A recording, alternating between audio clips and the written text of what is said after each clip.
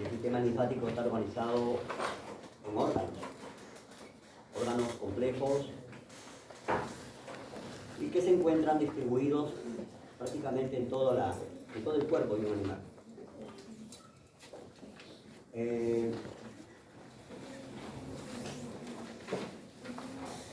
En el caso, por ejemplo, de los invertebrados, a ver, por favor, atención, ¿sí? El sistema inmunológico, miren, si hablamos de los invertebrados, imagínense lo que tiene.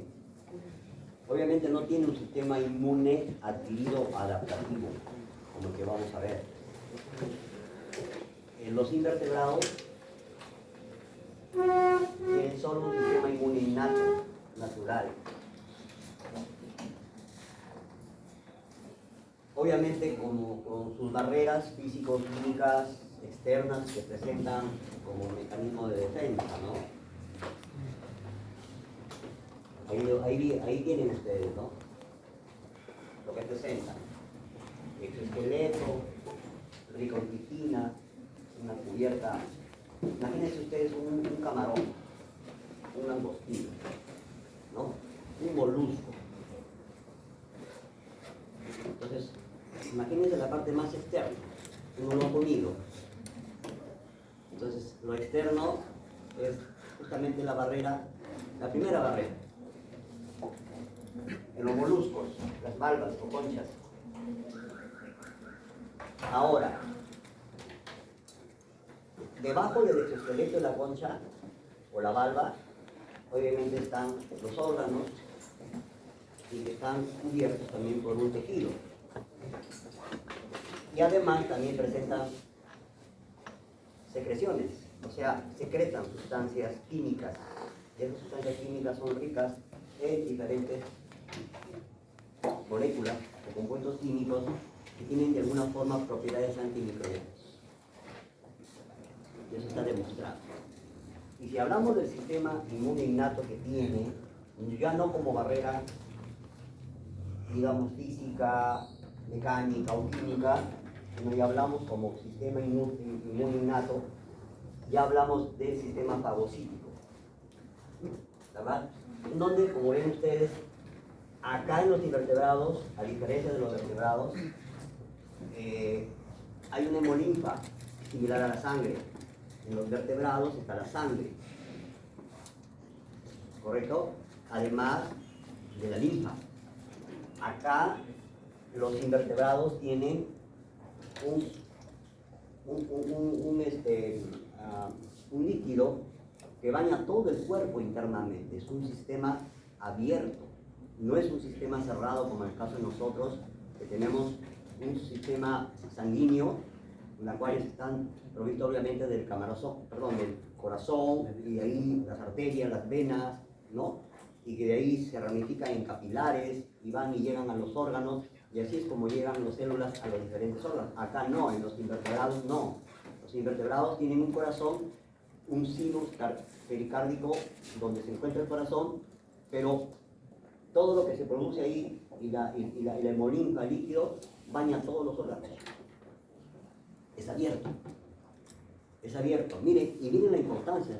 Es abierto, por lo tanto, las células que se producen y están en todo el cuerpo de esos animalitos, o sea, las células están listas para que cualquier agente extraño y atraviese ese exoesqueleto o esa barrera, ya se encuentren de inmediato con las células que van a defender. O sea, esa es la diferencia con respecto a los vertebrados. Nosotros los vertebrados, pues tenemos ingresa un patógeno por parte del cuerpo, obviamente hay una respuesta, pero el proceso demora, es inmediato, los primeros momentos, luego demora para que la respuesta inmune frente al agente extraño. Entonces hay un tiempo, pero es efectiva, ¿no? Es efectiva. Ahora, las funciones que cumple, y dentro de la hemolinfa, las células que participan son llamados hemocitos, ¿no? Y hay diferentes tipos de hemocitos. Estoy hablando de los invertebrados, los animalitos que parece mentira que son importantes, ¿no?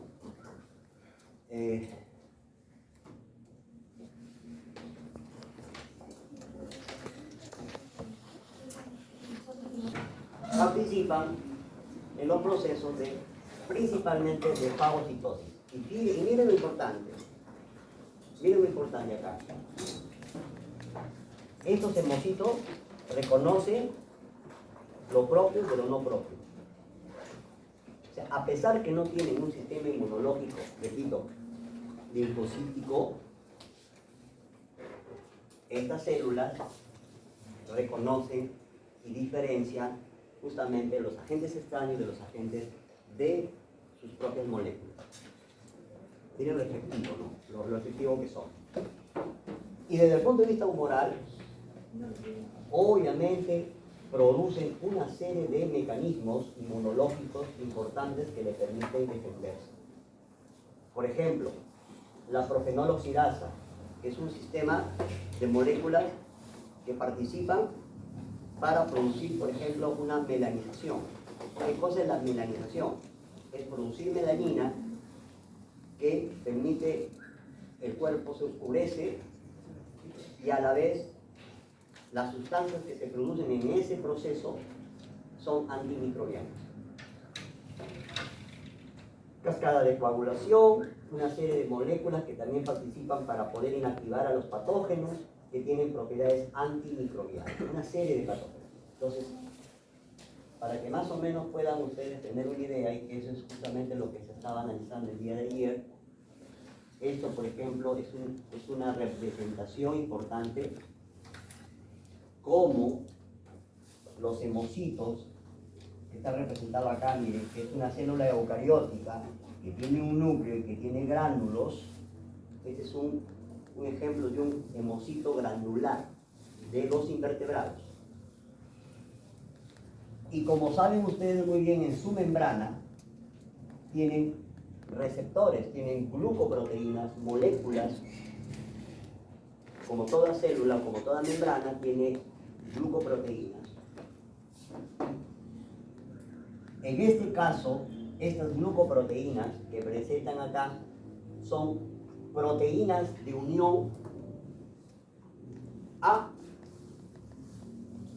moléculas que se encuentran en los patógenos. Por ejemplo, esta beta-G, que lo describe acá en la parte inferior, representa los beta-glucanos. ¿Qué cosa es un beta-glucano? ¿Han escuchado hablar de un beta-glucano? ¿Dónde se encuentra el beta-glucano?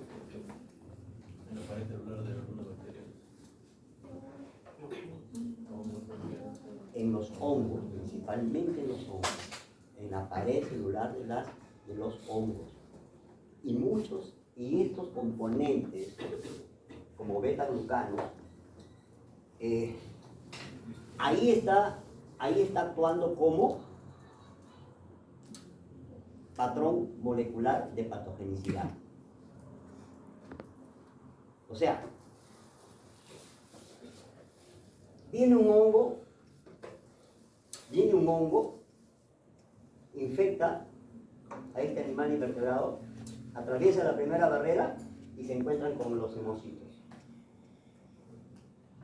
Y lo primero que reconoce justamente es esa molécula, que es el beta-glucano, que se encuentra, o mejor dicho, reconoce la pared celular, pero en la pared celular no se encuentra el beta-glucano. Los lipopolisacáridos, ¿dónde se encuentran? Los LPS, ¿dónde se encuentran?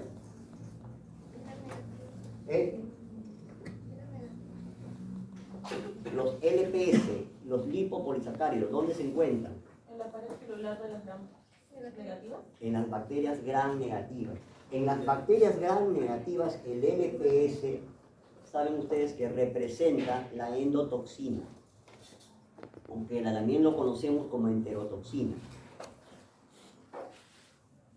Entonces, cuando viene una bacteria gram negativa y es patógena, los hemocitos lo reconocen a través de su proteína de unión que reconoce a esta molécula. Y el PG, que es el peptidoglucano, ¿en dónde se encuentra? En las bacterias gram positivas. Entonces viene una bacteria gram positiva y lo primero que se encuentra en un proceso infeccioso es obviamente la primera fase, que es encontrarse con las células que van a fagocitarla. Y ahí hay una interacción molecular, ¿no? Cuando esto ocurre, la célula va a ocurrir una desgranulación. O sea, se van a liberar los componentes moleculares que se encuentran en los granulocitos, en los gránulos. ¿Y qué se libera? Una serie de moléculas. Y estas moléculas, cuando se liberan, van a provocar la coagulación, la melanización o la producción de melanina o melanización y otros procesos, digamos, importantes de encapsulación, opsonización, que son acercamiento, digamos, interacción del patógeno con las células o con otras moléculas para ser fácilmente fagocitadas. Entonces, fíjese en qué años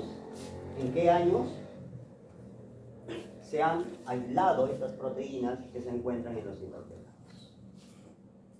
Entonces, prácticamente ya esto se ha investigado, la importancia que tienen los invertebrados desde el punto de vista de su capacidad para responder a los patógenos. O sea, un simple animal, discúlpenla, un simple animalito que nosotros lo utilizamos, digamos, en nuestra alimentación, desde el punto de vista, digamos, como los ciertos productores o profesionales que se dedican al cultivo, o sea, tienen que cuidar, mejor no tanto cuidar, sino reforzar lo que ya tienen. Cuando uno se cultiva en miles, en un estanque, miles, y tienen que mantener, digamos, las condiciones adecuadas del animal en ese estanque. Y por lo tanto, utilizan mucho los llamados inmunoestimulantes. Producen los inmunoestimulantes para poder darles como aditivos a los animales, a estos animalitos, y elevar y potenciar la cantidad de ovocitos, la cantidad, lógicamente, de moléculas que pueden estar presentes al momento de que puede haber una interacción. Acá no hablamos de vacunas. No podemos vacunar por obvias razones. Porque este no tiene un sistema inmunológico adaptativo, no tiene un sistema linfático. ¿Me entienden? A diferencia sí de los peces, en los cuales sí se les puede inocular alguna vacuna, y estos sí tienen la capacidad de responder y producir, obviamente, lo que nosotros conocemos células de memoria y producir los anticuerpos, que son los que al final nos van a proteger, digamos, y nos vamos a inmunizar para evitar algún problema patológico, ¿no? Eso es lo que yo quería mostrarles con respecto a esta parte de los invertebrados.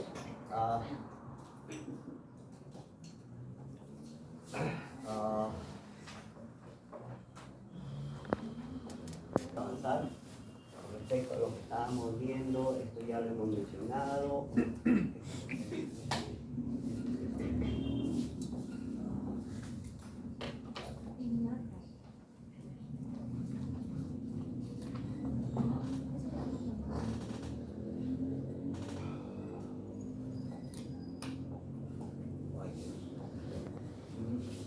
Lo que he mostrado hace un momento con respecto a la especificidad, ¿no? Si bien es cierto hay células fagocíticas que tienen receptores, vean ustedes, tienen receptores, un mismo receptor puede reconocer diferentes patógenos, ¿no? En cambio, en la inmunidad adaptativa ya hablamos, digamos, de moléculas específicas que reconocen a un solo, en este caso, epítope o determinante o antígeno, ¿no? Con respecto a receptores, veamos nosotros que hay los diferentes tipos de receptores. Receptor, por ejemplo, Stomlai, receptores, por ejemplo, de N por mil metionil, receptores de manosas, que son diferentes, pero cada uno de estos receptores si bien es cierto son diferentes, pero sí pueden reconocer un mismo patógeno. A diferencia de los receptores en la inmunidad adaptativa, que sí puede reconocer, cada receptor reconoce en este caso, a una molécula específica. Esa es la diferencia, ¿no? Y la diferencia es que uno es clonal, porque obviamente los receptores, como son moléculas específicas, provienen de un mismo clon o células para que se diferencien, ¿no?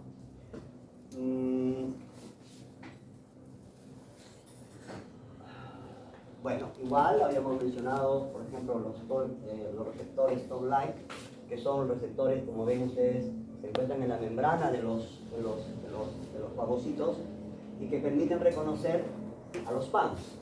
Y los PAMs hemos dicho que son los patrones moleculares de patogenicidad, que se encuentran en los patógenos. Entonces, que también habíamos mencionado de que es similar a los factores de virulencia. Los factores de virulencia que también se encuentran como parte, digamos, de las estructuras de los patógenos. Como ven, pectinoglucano de las bacterias, ¿ven? Los lipoproteínas, los ácidos lipoteicoicos que se encuentran en las bacterias gram positivas, por ejemplo, ¿sí? que son considerados moléculas específicas que son reconocidas por esta familia de receptores. Luego tenemos, miren, las bacterias gram negativas que son LPS, como acabamos de mencionar. Igual en el caso, miren, igual en el caso de los invertebrados, ¿no? Parecido. Entonces, por ejemplo, los mananos en los hongos, moléculas, proteínas, por ejemplo, en la envoltura de los agentes virales, por ejemplo, son reconocidos por esta familia, digamos, de receptores tipo 4. Flagelina de las bacterias. ¿Qué es la flagelina? ¿Qué es la flagelina?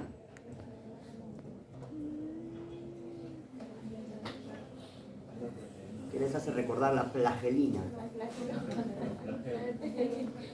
Flagelo.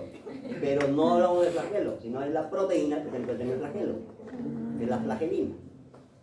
O sea, ojo, una cosa es estructura, una cosa es la estructura, por ejemplo, pared celular, y otra cosa, de qué está compuesta la pared celular químicamente hablando.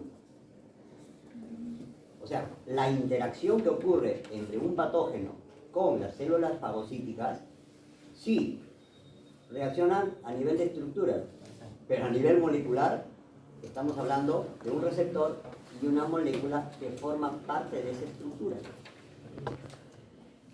¿Me dejo entender? O sea, es molecular, estamos hablando de moléculas. Pero, ojo, no, moléculas del tamaño. Sí, o sea, el tamaño con respecto a la estructura y con respecto a una célula, pues, ¿no? ¿Me dejo entender, no? Entonces, eso hay que tenerlo presente. Y estos son considerados los PAMs. Que quede claro, los PAMs, patrones moleculares de patogenicidad, que son relacionados, acá lo estamos viendo desde el punto de vista, ¿qué cosa? ¿Patogénico o inmunogénico? ¿Patogénico o inmunogénico? Acá, los patrones moleculares de patogenicidad.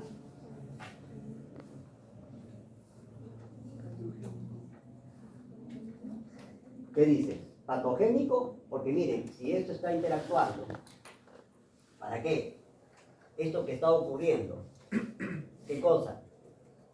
Es para poder, digamos, estimular la reacción que ocurre. Cuando ocurre esa interacción, es lo que va a conllevar ¿a qué? Fíjese, al proceso inflamatorio, a la eliminación o liberación de quimoquinas que participan en los procesos inflamatorios, a las moléculas de adhesión endotelial, a la expresión de esas moléculas, a moléculas coestimuladoras, a citoquinas que tienen propiedades antivirales. Acá estamos viendo no solamente, ojo, a ver, mi pregunta es, ¿la inflamación es un proceso patológico donde implica un daño? Sí. El proceso inflamatorio. Sí. o es una respuesta en las cuales se están desencadenando una serie de liberaciones de moléculas que tienen propiedades antimicrobianas para defendernos. Tiene que ver con el proceso inmunológico. Ahora que cuando ocurre esto y hay de alguna forma una alteración de estos mecanismos, bueno, ahí sí podría haber un daño mayor, ¿no? Que frente a esa respuesta, obviamente va a ocurrir una alteración y un daño, ¿no? ¿De acuerdo?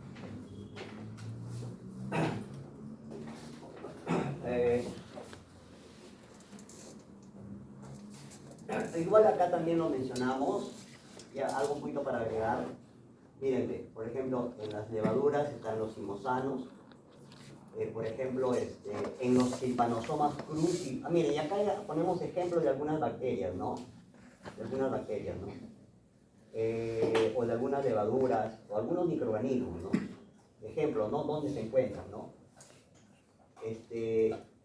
¿Han escuchado hablar del trypanosoma cruzi? Del trypanosoma cruzi, como menciona acá. Habla de una glucoproteína que se encuentra en la membrana de los trypanosomas cruzi.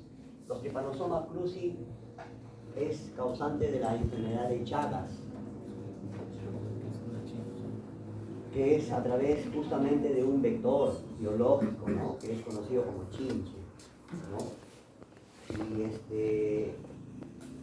Y les había mencionado de que acá en la región Ancash, bueno, hasta que hay zonas endémicas donde podrían haber las condiciones y donde se pueden desarrollar esos vectores, ¿no?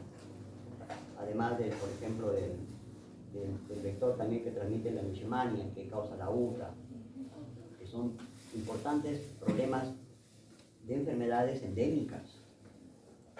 Son endémicas, ¿ah? Son endémicas. ¿Por qué? Porque ahí se encuentra el vector. Si se encuentra el vector, pues obviamente si el vector es positivo o está parasitado, pues va a haber problemas patológicos ahí, ¿no? Casos ahí de enfermedades, ¿no? De problemas. Entonces también tienen una familia de receptores que pueden reaccionar frente a ellos, ¿no? Flagelina o, por ejemplo, el material genético, el ADN, en este caso que se encuentra de algunos virus, ¿no? A ver, acá, si hablamos ya de un sistema inmune adaptativo, hasta acá hemos visto sistema inmune innato. Y cuando hablamos del sistema inmune adaptativo, las células que participan son los llamados linfocitos. ¿Correcto? Los linfocitos. Fíjense, miren. De manera general, la población total de linfocitos reconoce 10 a la 9 antígenos diferentes. Es decir, una población linfocitaria bastante alta en la cual permite reconocer, ¿no?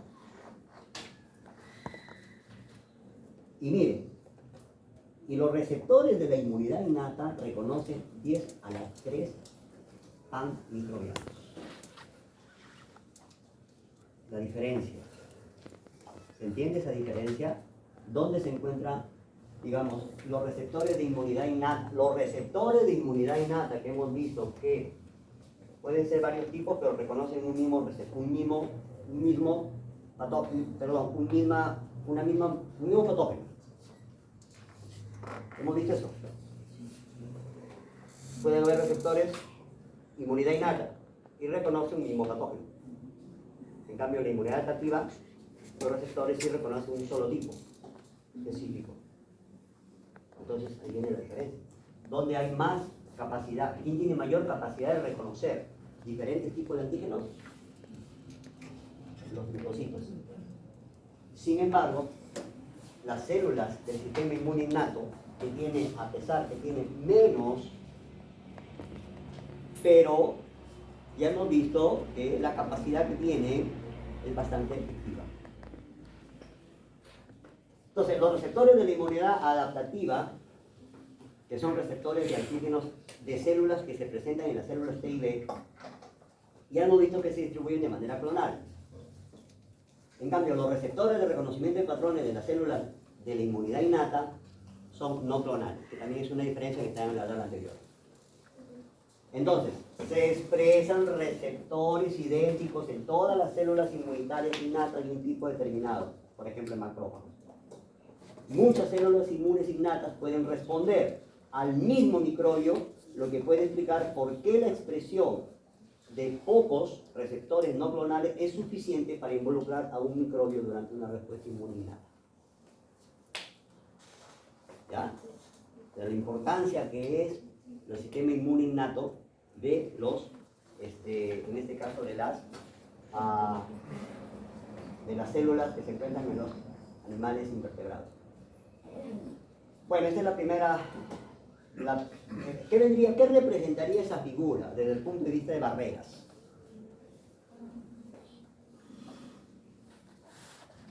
¿Qué representaría?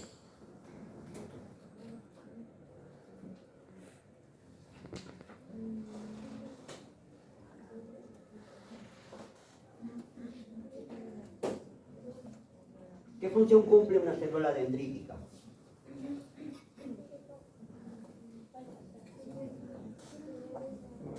¿O es una célula de fagocítica? Ya estoy mencionando. Cuando ocurre esta interacción, como estamos mencionando, sería la primera barrera de defensa acá, o vendría a ser ya prácticamente es cuando el patógeno vence la primera barrera y se encuentra con un fagocito, ¿verdad? Entonces estamos hablando ya de la fagocitosis, que es la segunda barrera o la primera barrera de respuesta inmune. ¿Ya? Bueno, es prácticamente lo mismo con respecto a... ¿Qué representan estas moléculas? El pectoglucano, lipopolisacaro, la flagelina, etcétera, o otros. ¿Qué representan? ¿Qué representan esas moléculas?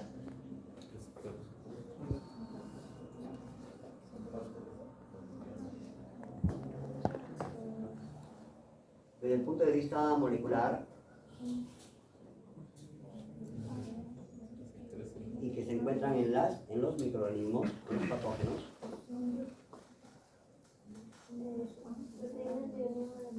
¿Lo qué? Los PAM. Eso estamos hablando de los PAM, que son de alguna forma los patrones moleculares, pero también los factores de virulencia. Ojo, cuando hablo de factores de virulencia, ya hemos mencionado que patogenicidad, la parte patogénica del patógeno, es la que causa daño. Entonces pueden ser las estructuras que tienen, las sustancias que producen, y que esas mismas estructuras o sustancias que producen son también consideradas desde el punto de vista inmunológico, porque van a responder hacia ellos. ¿De acuerdo? Hacia ellos. Por eso hay una relación, pues, ¿no?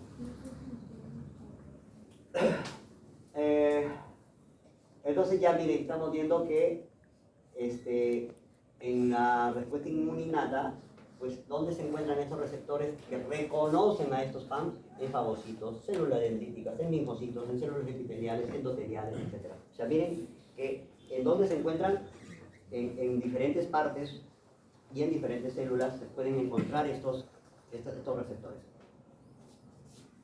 Muy bien. Vamos entrando a lo que es la parte...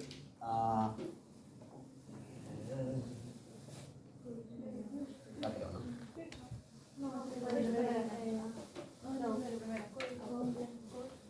Oh.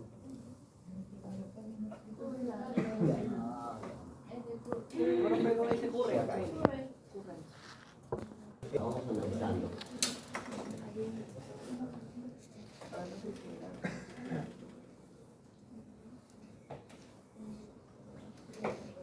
Fíjese, miren las primeras tres líneas.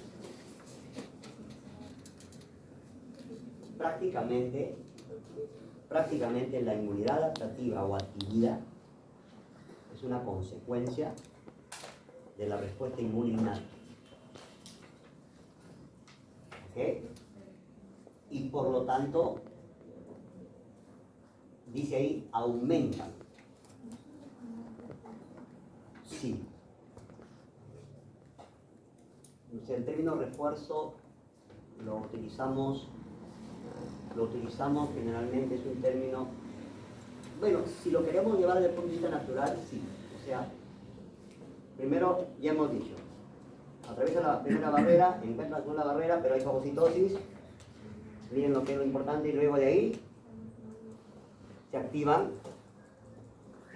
los mecanismos de defensa adaptativa, que eso ocurre en los ganglios, en el caso de nosotros.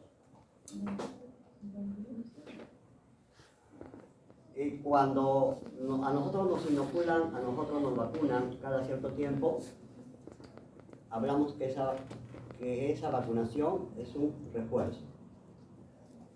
¿Por qué? Porque obviamente ingresa el patógeno, mejor dicho, ingresan los, claro, no los patógenos, sino ingresan los microorganismos o los productos de los microorganismos en ese preparado, y empieza un mecanismo de defensa, digamos, artificial, en la cual se activan los mecanismos normal como si fuese un proceso natural. Pero la ventaja es que eso es más rápido. ¿Por qué? Porque ya ya hay una previa maduración del repertorio, digamos, celular, ¿no? Porque ya inicialmente ha habido un proceso, ¿no? Entonces, para que ocurra una elevación rápida de los mecanismos de defensa, principalmente de anticuerpos, para que nos proteja y nos defendamos mejor. Acá hay algunos términos que hay que tener en cuenta, por ejemplo, avidez, afinidad, valencia. Y eso tiene que ver justamente con la capacidad que tiene ciertas moléculas específicas que se van a formar al final de la activación de todo este proceso y que tienen una interacción importante con los epítopes, con los determinantes antigénicos, con los patrones de moleculares de patogenicidad que dieron origen. O sea, esos términos que ustedes están viendo de avidez está relacionado con justamente un anticuerpo que reacciona sobre un antígeno, ¿no? Y que existen ciertas fuerzas, como están viendo ustedes, entre un sitio del anticuerpo contra el antígeno o el determinante antigénico, ¿no? Acá lo estamos viendo, ¿no? Y la valencia es el número de sitios de unión al antígeno que se encuentran disponibles en un anticuerpo. Más adelante vamos a ver que los anticuerpos son diferentes. Hay 5 tipos de anticuerpos, o también llamados inmunoglobulinas, que son moléculas sanguíneas, no solamente sanguíneas, sino se encuentran en la sangre la mayoría, pero también hay otros anticuerpos que se encuentran en mucosas. Lo vamos a ver luego. Entonces, en los diferentes tipos de inmunidad,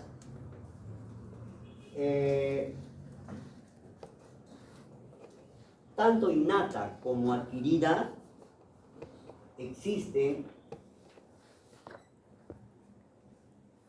células y moléculas. Existen células y moléculas. Ya hemos visto algunas células, algunas moléculas en la respuesta inmune innata. ¿Ya? A ver, ¿cómo interpretamos esta tablita? Es de un libro de Abbas, de inmunología de Abbas, que Abbas hay en la Biblioteca Central, el libro de Abbas, y hay en la biblioteca, en la biblioteca de la facultad también hay libros de inmunología. ¿Ya? Ahí están los libros. Pues también hay también hay por internet, ¿no? O sea, normal. Pero igual, están los libros ahí de físico que están librecitos, están intactos. Sus hojas huelen a limpio. No huele a bordado. Cuando ya se usan, se tapa ya hace años y años, ya huele, adquieren otro olor los libros.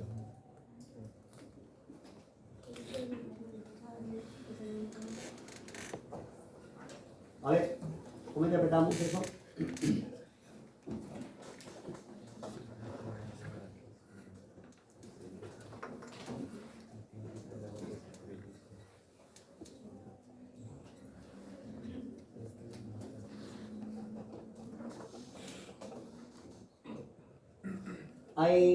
Ahí en esta tabla mencionan de parámetros inmunes con respecto al microbio o al microorganismo, con respecto a la respuesta linfocitaria y con respecto a la función efectora. Y por otro lado, relacionado con inmunidad humoral, cuando hablamos de una inmunidad humoral se refiere a moléculas.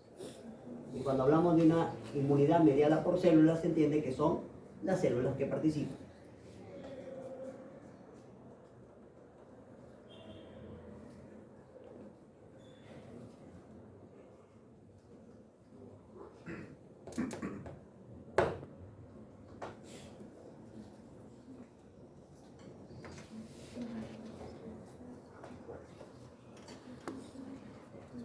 A ver, con respecto a la inmunidad humoral, la inmunidad adaptativa, la inmunidad humoral, las células que participan son las células B, linfocitos B. La función que cumplen es la secreción de anticuerpos que bloquean la infección y destruyen o eliminan a los microorganismos extracelulares. Es decir, un patógeno que ingresa, ya sea por inhalación, por ingestión o por cualquier parte de la vía del cuerpo, ingresa externamente, que ha desencadenado un proceso infeccioso, ha estimulado la inmunidad innata, ha estimulado la inmunidad adaptativa y ha formado anticuerpos y células de memoria. Entonces, cuando ingresa el patógeno por segunda vez, tercera vez, cuarta vez, el mismo patógeno, o sea, va a actuar, va a estimular estas células. Con respecto a la inmunidad mediada por células, obviamente el proceso de fagocitosis, fagocitos, ¿correcto? Fagocitos. Y con respecto a la respuesta linfocitaria frente a la fagocitosis de algún agente extraño, van a participar linfocitos T. ¿Y qué población de linfocitos T? Los H, que son llamados auxiliares o llamados helper, o también llamados cooperadores, THs. ¿Y qué van a hacer? Miren, van a activar, se activan macrófagos que van a causar, digamos, en este caso, la muerte y la degradación intracelular de los microorganismos. ¿Cuál es la, digamos, el producto final de la fagocitosis? ¿Para qué ocurre la fagocitosis?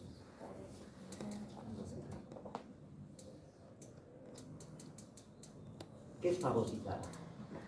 Comer, destruir. ¿No? Comer, destruir. Sin embargo, ese de comer, destruir, si células son fagocitarias, pero células a la vez, esas células son llamadas células presentadoras de antígenos. Son similares. Miren, células presentadoras de antígenos fagocitan, digieren, pero internamente en esas células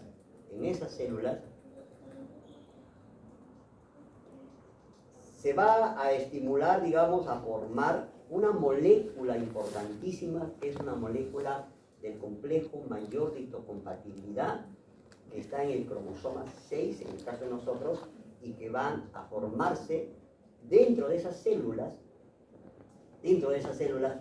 para poder unirse a ese epítope, que dentro de esa célula, ese epítope es importante para salir a la membrana, y esta célula presentadora, donde tiene el complejo mayor de histocompatibilidad con el epítope, va a interactuar con el linfocito.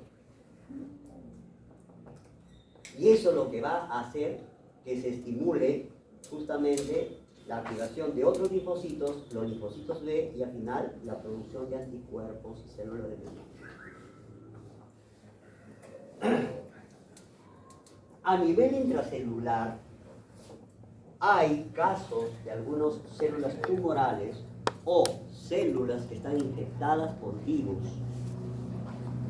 en donde los linfocitos, digamos, que van a responder son los linfocitos T, por ejemplo, tóxicos o citotóxicos, los linfocitos citolíticos o citotóxicos, los CTLs, que es una población especial que tiene la capacidad de poder eliminar células infectadas por células o por virus, perdón. Por eso, no sé si ustedes han escuchado hablar, por ejemplo, en el caso del VIH, no sé si han escuchado hablar,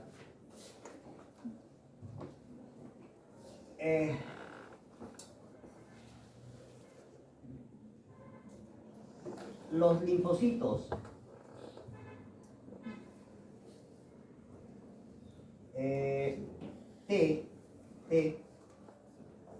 hay los TH y los T citotóxicos. ¿Ya? Estos TH que están acá tienen en su membrana, tienen unas moléculas que son los CD4, que son los complejos moleculares que se encuentran, moléculas que se encuentran en la membrana de esta célula. Y los TC tienen CD8.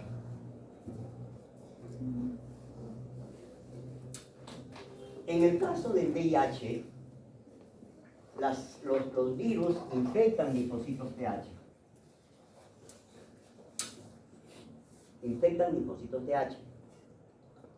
Y cuando células que se encuentran internamente, partículas virales, van a venir linfocitos T citotóxicos citolíticos que van a actuar con estas células. Y va a provocar la degranulación, productos tóxicos, y van a eliminar estas células. Entonces, en el proceso del patológico de este problema del VIH, es cuando ocurre esto. Cuando esto ocurre, como las células TCD4, linfocitos TH, CD4, están infectadas por virus, y mecanismos naturales, vienen los linfocitos T citotóxicos y eliminan los linfocitos TH infectados, va a ocurrir ¿qué cosa? De que estos elementos celulares van a estar aumentados y estos elementos celulares van a estar disminuidos. Y vamos a darnos cuenta que estos linfocitos TH son los que participan prácticamente entre la inmunidad innata y la inmunidad adaptativa. O sea, los TH son los que participan entre la inmunidad innata y la inmunidad adaptativa. Entonces, si los TH están disminuidos, la respuesta inmune adaptativa va a disminuir. A pesar que la respuesta inmune, incluso es más, la respuesta inmune innata también, porque hay macrófagos y hay células que también pueden estar infectadas. Entonces, prácticamente el proceso, digamos, patológico de los pacientes que están con inmunosupresión, o sea, imagínense, ¿no? Estamos hablando de que están disminuyendo células importantes de la inmunidad innata, que disminuye los procesos fagocitarios, de la inmunidad adaptativa, que disminuye prácticamente los mecanismos de células específicas. Es por donde al final viene una serie de patologías donde pues ya prácticamente el organismo ya no se puede defender. ¿Ya? Okay.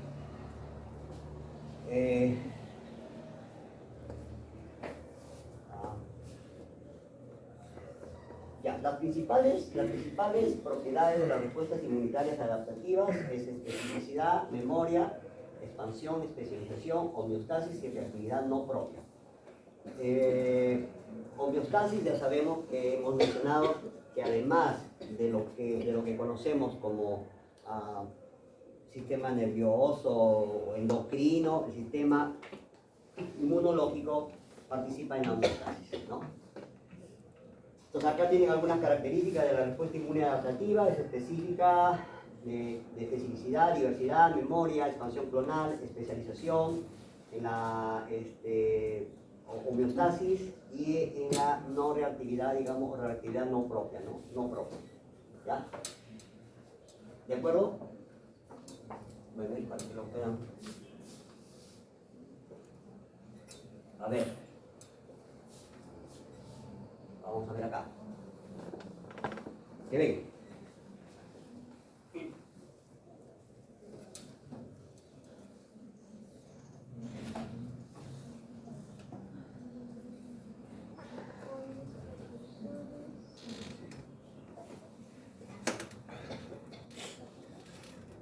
Las células T expresan receptores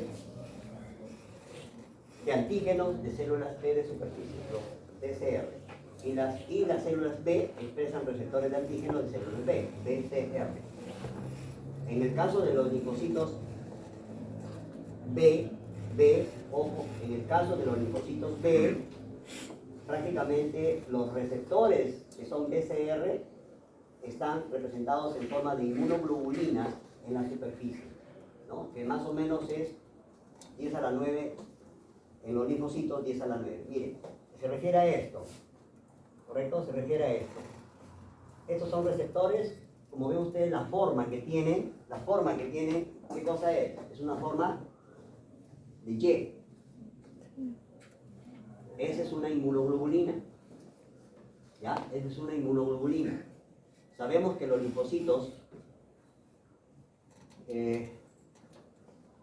hay una serie linfoide que se produce en la médula ósea. Hay un linfoide precursor que ingresa al timo. Y del timo salen los linfocitos prácticamente maduros, que son los que van a participar, ¿no? En la respuesta inmunológica, ¿no? Fíjense ustedes, cuando hay una interacción a nivel de estas células, ocurre una expansión clonal. Y esta expansión clonal hace que ocurra una diferenciación en células plasmáticas. Y estas células plasmáticas son las que al final van a sintetizar un mayor número de anticuerpos. ¿Cuál es la diferencia entre un linfocito o una célula plasmática?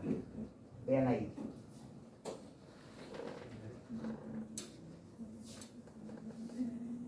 ¿Cuál es la diferencia entre un linfocito o una célula plasmática? Véanlo ahí, o sea, vean la diferencia ahí en la imagen. La dirección.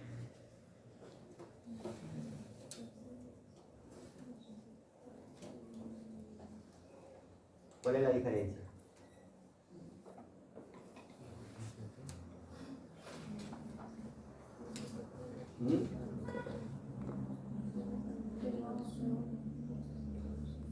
Morfológicamente, ¿cuál es la diferencia cada una? Sentido opuesto. La forma, ¿qué más? Sentido opuesto. Obviamente hay una forma, los linfocitos ya sabemos cuál es la característica en una muestra sanguínea. Ahora, esto de las células plasmáticas, ¿dónde ocurre? No ocurre en la sangre, ocurre en los ganglios. donde ahí se producen o se forman los anticuerpos. Pero, ¿qué diferencia ven acá? ¿Qué ven internamente? Además del núcleo.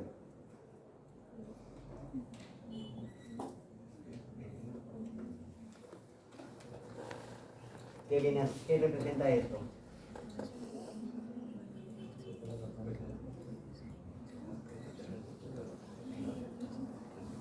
Primero. Los anticuerpos, miren, los anticuerpos son ¿qué cosa? Esos anticuerpos, estas moléculas que están viendo acá,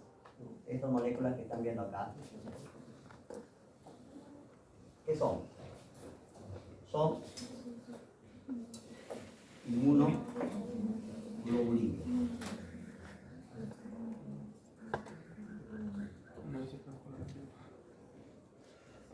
Químicamente son glucoproteínas.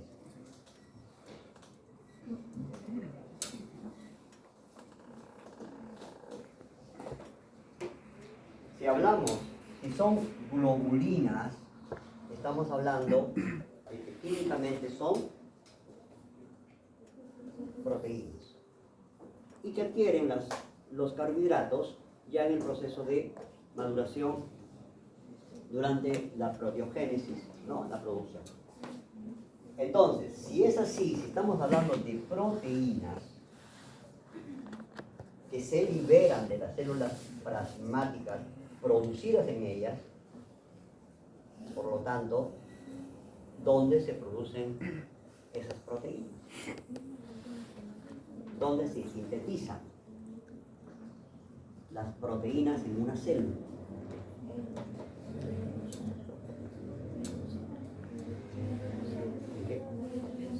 En el retículo plasmático o endoplasmático. Entonces, lo que ustedes tienen acá es el retículo endoplasmático rugoso o liso.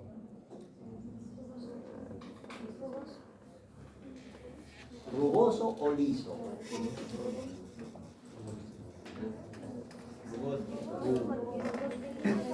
Rugoso. ¿Por qué? ¿Por qué en el rugoso? ¿Por qué rugoso? ¿Y por qué es amplio?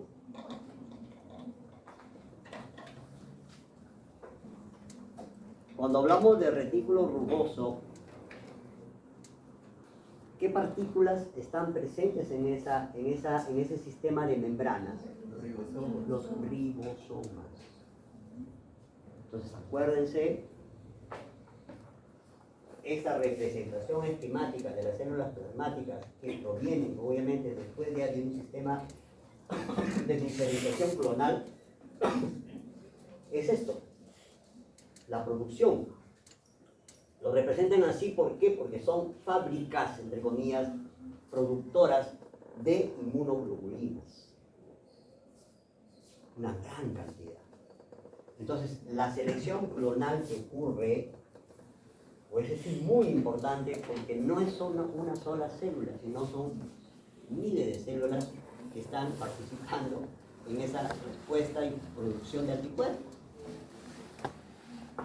Por eso que es importante los refuerzos que hay en los sistemas, en los procesos de vacunación, para poder justamente nosotros tener una mayor cantidad de anticuerpos que nos permita defendernos.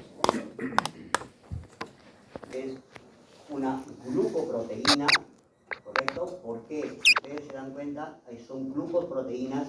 No está representado acá las proteínas, pero hay proteínas que se encuentran en estas cadenas. Estamos hablando de cadena, miren.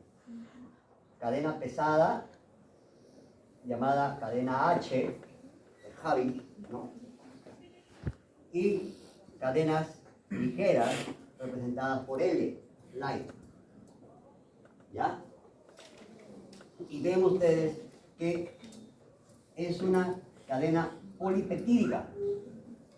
Dos cadenas polipeptídicas, donde tenemos una parte amino y una parte carboxilo, porque los polipéptidos están formados por aminoácidos. Y una cadena ligera, dos cadenas ligeras, perdón, unidos por puentes disulfuros. sabemos que los puentes disulfuros, ¿en qué tipo de aminoácidos se encuentran? ¿En qué tipo de aminoácidos se encuentran? Si acá tenemos una cadena polipeptídica, está formado por más de 100 aminoácidos, 110 aminoácidos. Entonces acá, estas cadenitas se unen a través de puentes disulfuros. Significa entre aminoácidos azufrados que están acá. ¿Estamos? Estamos hablando de ¿qué tipo de aminoácidos? Azufrados.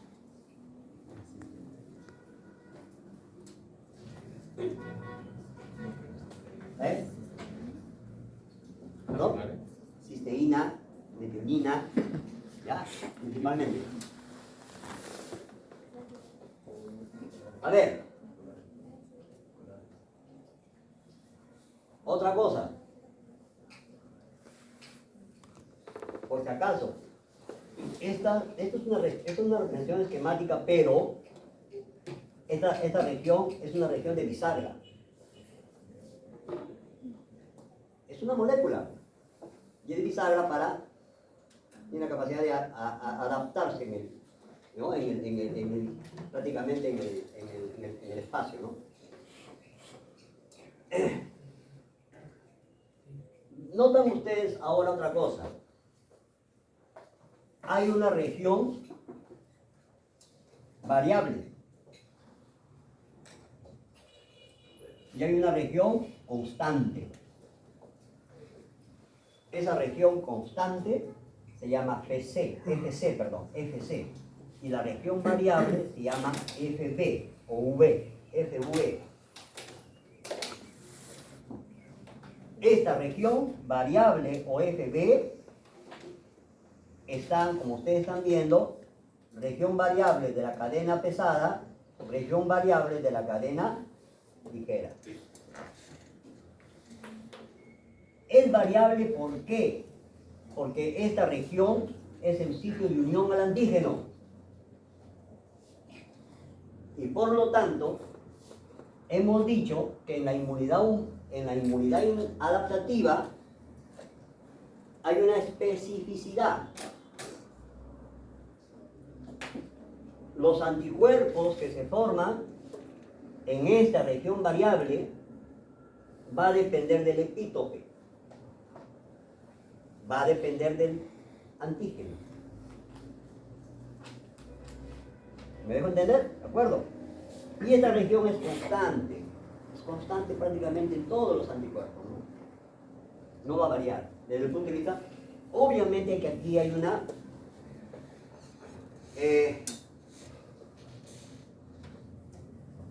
hay un principio genético, pues, ¿no? O sea, obviamente que estas moléculas provienen de genes, pues, ¿no? De una expresión genética, ¿no? Para que puedan al final sintetizarse y poder tener nosotros en nuestro cuerpo, ¿no? Y además hay ciertos dominios, ciertas moléculas que también es importante, ¿no? Entonces eso es lo más importante, digamos, miren, acá aprovecho algo, sitio de unión al complemento.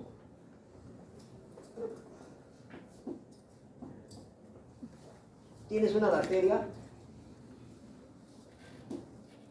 ya se han producido los anticuerpos contra esta bacteria, viene el anticuerpo, se une a la bacteria. ¿Ya? O sea, anticuerpo con la bacteria, anticuerpo, bacteria. Y acá está el anticuerpo. Luego viene el sistema de complemento, que es un sistema de proteínas que se van a unir en esta región. Entonces, imagínense, acá está el antígeno y acá se van a unir los complejos del complemento, acá, en esta zona. ¿Y cuál es la función de todo ese sistema de complemento que se va a unir acá? Formar agujeros en la bacteria y poder lisarlo. Eso es lo que cumple el complemento. Pero cuando el anticuerpo se une a ese agente externo. Otra cosa importante que ven acá. sitio de unión al receptor del fagocito. O sea, los fagocitos ya hemos visto que reconocen a través de receptores los PAMs. Pero estamos viendo que también, fíjese, viene una bacteria, una invasión bacteriana, anticuerpos, se unen a la bacteria, pero las bacterias niegan. Vamos a poner acá.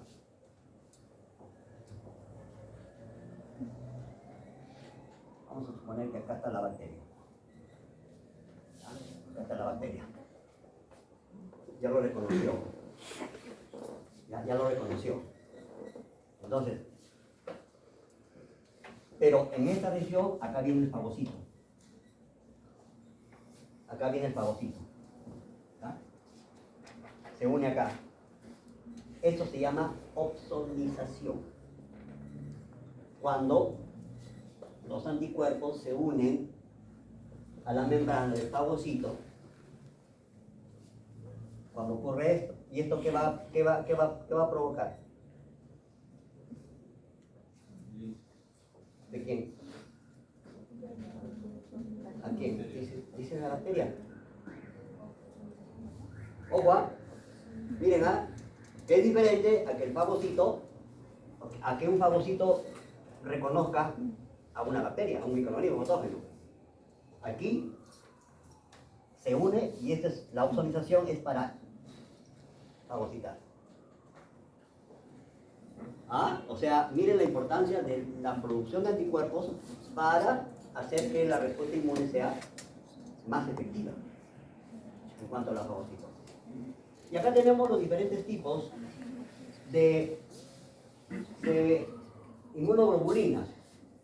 IgA con sus tipos, IgD, IgE, IgG, IgM.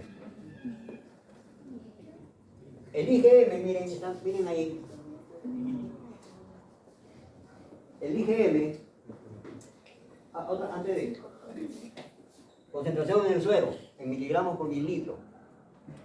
3.5 IgA, trazas en el IgD, IgG 13.5.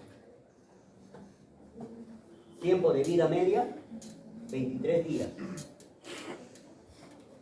23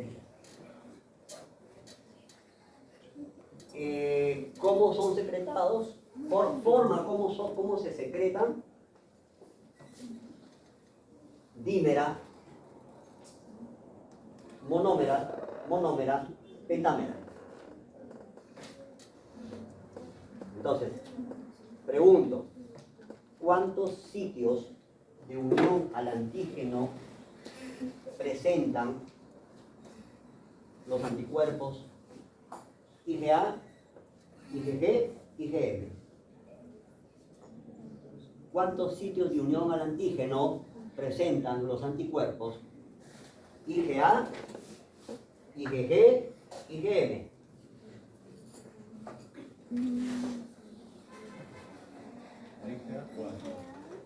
IgA 4, porque tienes 2 unidades, 2 sitios de unión que hemos mencionado.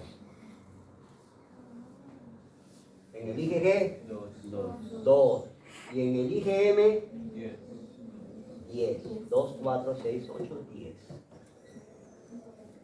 Esto es importantísimo porque justamente tiene que ver con la respuesta inmune primaria y secundaria. Ahí está. Vamos a ver.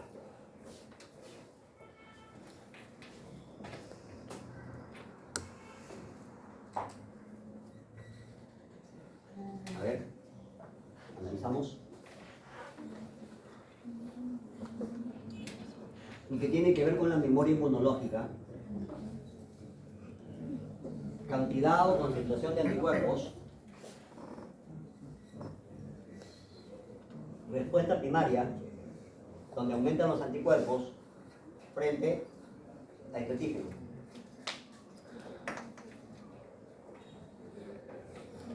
Y respuesta primaria contra el antígeno Y. Pero cuando digamos, en una segunda oportunidad infectan los dos tipos de antígenos, incluyendo el antígeno anterior, va a ocurrir eso. ¿Por qué?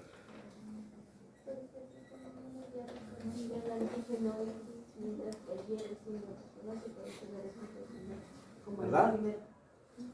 Entonces la respuesta primaria se entiende que es la primera respuesta cuando ocurre la activación de todos los mecanismos de defensa.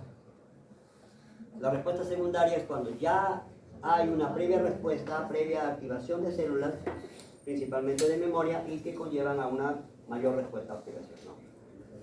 A ver, me parece que acá.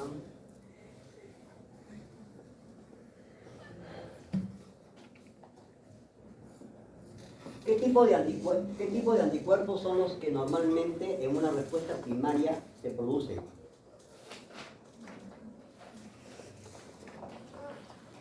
Si hablamos entre los IgM y IgG, ¿cuáles son los anticuerpos que normalmente participan en una primera respuesta cuando hay un patógeno? La IgM. Y luego la IgG. Luego vamos a explicar. ¿Ya?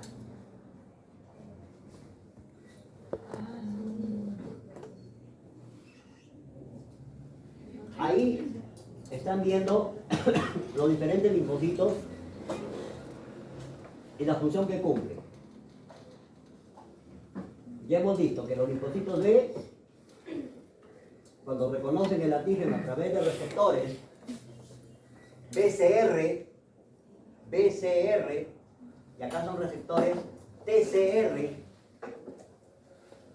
¿ya?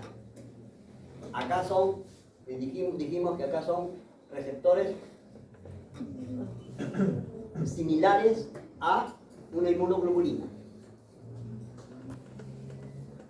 ¿Reconocen al antígeno? Miren, tienen la capacidad de reconocer al antígeno. ¿Para qué? Para que se diferencien en, ¿cómo se llama? Células plasmáticas. Producen anticuerpos y miren ustedes la importancia. Puede haber neutralización, puede haber fagocitosis, ya sabemos cómo, por opsonización, o puede haber activación del complemento que se une a la región o al sitio de unión del anticuerpo que acabamos de ver. En la parte de la FC o la región constante hay zonas en donde se unen a los fagocitos y hay una zona en la cual se unen a los complementos. Las células T, TH principalmente, fíjense ustedes la importancia. Acá tenemos una célula presentadora de antígeno, ¿ya? En donde tenemos el epítope, este es el epítope, transportado, digamos así, por el complejo mayor de histocompatibilidad, que se va a unir a este receptor TCR del linfocito TH para llevar a cabo la liberación de citoquinas, y esto conlleva a la expansión clonal de tanto linfocitos T, de linfocitos B, para la quimiotaxis, para atraer células fagocíticas, principalmente neutrófilos de los vasos sanguíneos. Acá en esta etapa, que es la inflamación, es donde ocurre justamente